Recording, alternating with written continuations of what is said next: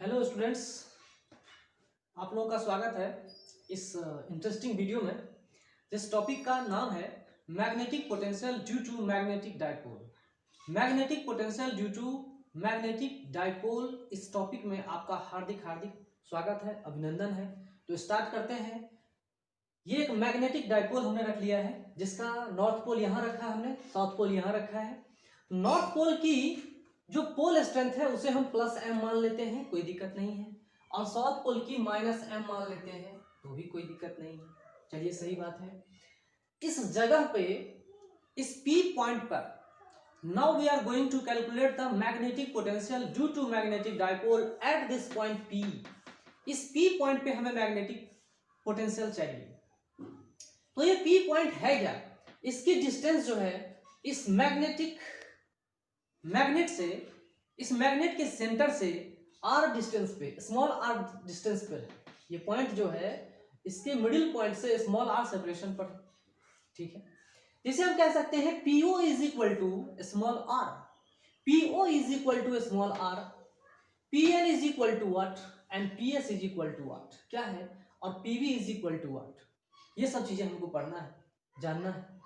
तो यहां पर देखिए कि NO इज इक्वल टू या ON is equal to small l, OS is equal to small l, means इस मैग्नेट का मैग्नेटिक लेंथ 12 आ रहा है।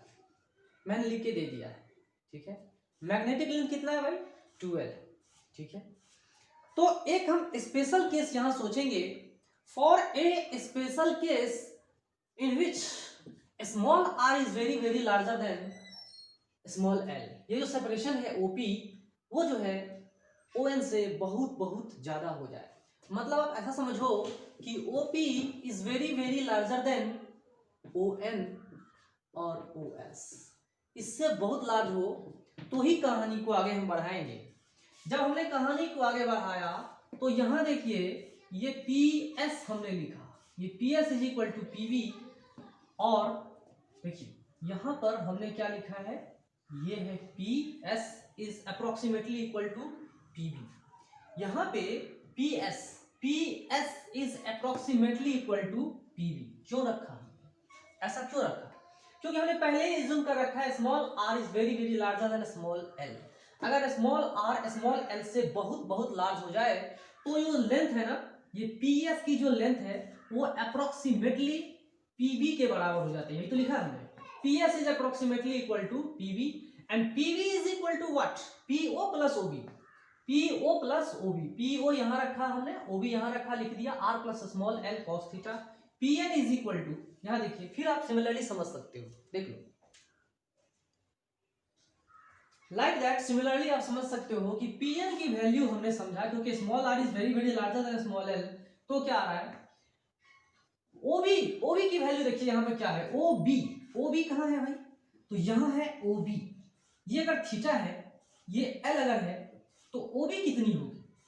OB कितना होगा वो बताइए। OB कितना है या OA कितना है, ठीक है। तो स्मॉल l ये कितना आ रहा है, स्मॉल l कितना आएगा वो देखिए, OB एंड OA की बात करें यहां पर, ठीक है, ये थीटा है ना, और ये हमने लेंथ ले लिया कितना, यहां से यहां लेंथ L ले लिया। अगर मान लो ये लेंथ स्मॉल l है, ठीक है, और ये थीटा है, तो कितना होगा, यहां से देखिए, अब ये थीटा है, L cos थीटा, इसको भी हटाइए, ठीक है।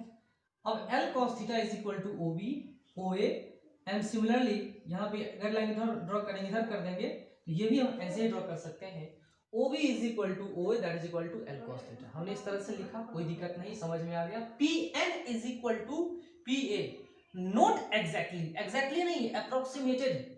अगर ये एग्जैक्टली हम लिखना चाहें PN तो कहानी कुछ और आएगी, वो cos थीटा हमको निकालना पड़ेगा, फिर ये लेंथ निकलेगी, फिर इसकी वैल्यू हमें दी हुई है, तो उस हिसाब से हम लोग निकाल सकते हैं, कोई बहुत बड़ी बात नहीं।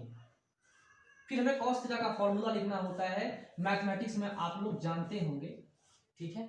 वो cos थीटा से इसका लेंथ भी हम लोग आराम से कैलकुलेट कर सकते हैं, कोई दिक्कत नहीं है। तो सवाल यहां पर यह है कि PN is equal to PA, और यहां पे हमने लिखा ये क्या है, r minus l cos theta. ठीक है, चलिए ये बात समझ में आई। तो magnetic potential due to north pole at this point P is equal to r. याद रखिएगा, जो भी हम मैग्नेटिक पोटेंशियल निकाल रहे हैं ये एक अप्रोक्सीमेटेड केस है, it is just an approximated case, not the exact case. Exact case नहीं है, it is just the approximated case, ये अप्रोक्सीमेटेड केस है। तो magnetic potential due to north pole is equal to mu naught upon 4 pi m by NP. NP का value हमने लिख दिया, चलिए ठीक है।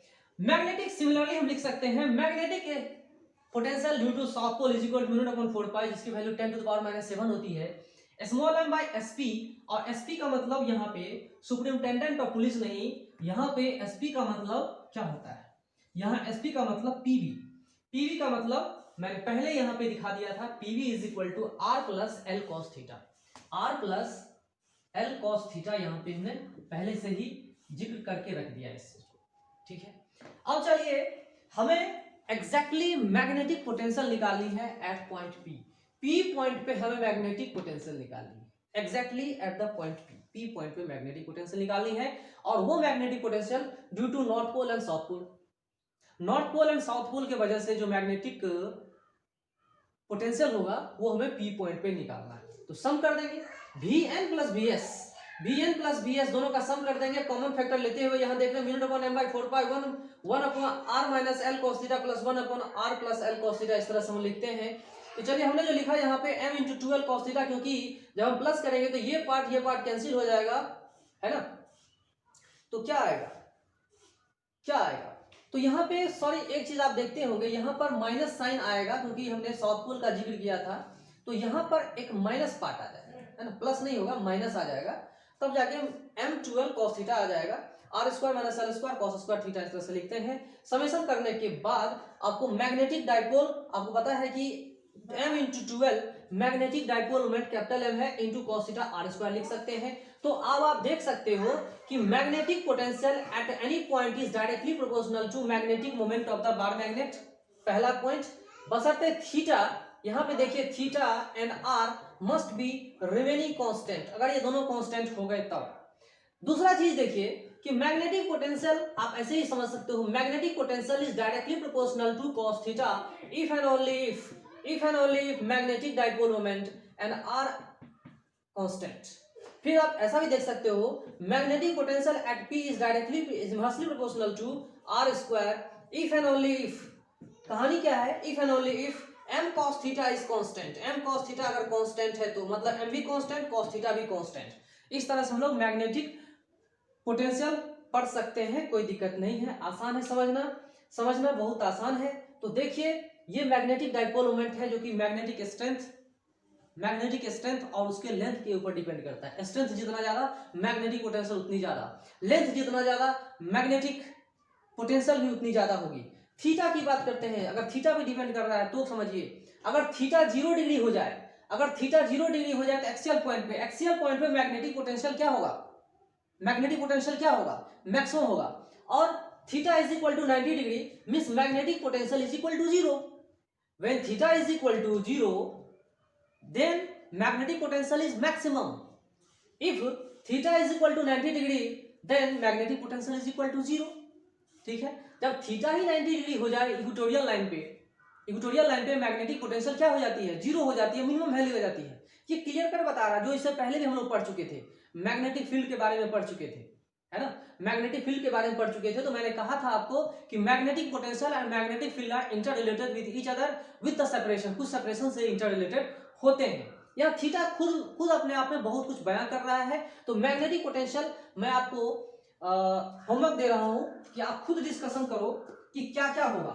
वी मैक्स की बात करें, यहां पे देखिए वी मैक्स की बात करें तो वी मैक्स कितनी होगी, if and only if theta is equal to 0 degree. अगर थीटा 0 है तो वी मैक्स कितनी होगी, ये है कितना, म्यू नॉट m अपॉन 4 पाई r स्क्वायर, ये वी मैक्स है।